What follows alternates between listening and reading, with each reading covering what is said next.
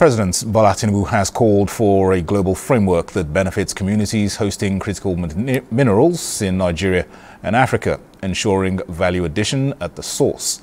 Represented by Vice President Kashim Shettima, he made the call at the third session of the 2025 G20 Leaders Summit held at the Johannesburg Expo Centre in South Africa. State House correspondent Abdulrahman Jibrila reports.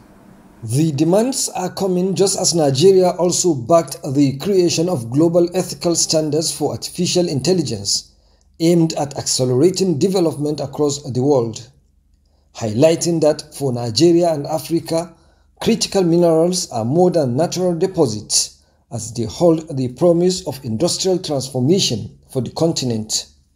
The Nigerian leader stressed that while the possession of resources alone does not guarantee prosperity, relevant authorities must ensure that the extraction and trade of critical minerals are governed by fairness, transparency, and accountability.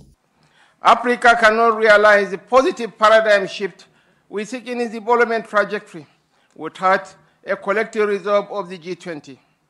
Together, we must confront the persistent regional challenges before us, most notably the urgent need for sustainable financing to ensure effective implementation of our developmental priorities.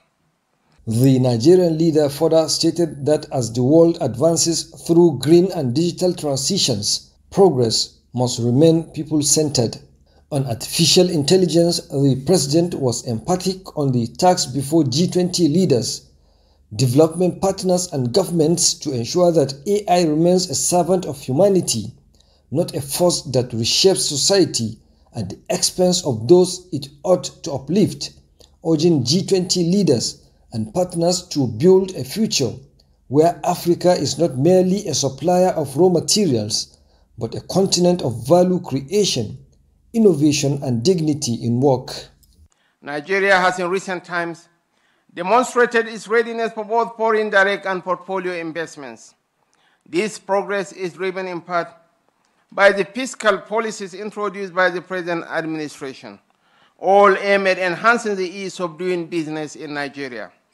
We are committed to establishing 1,000 active businesses in each ward in Nigeria, with a clear objective of stimulating our local economy through grassroots empowerment, skills acquisition, and job creation. Nigeria also asked world leaders to come up with a more equitable and responsive system to manage global financial flows and address the recurring debt crisis in a manner that meets the needs of all nations.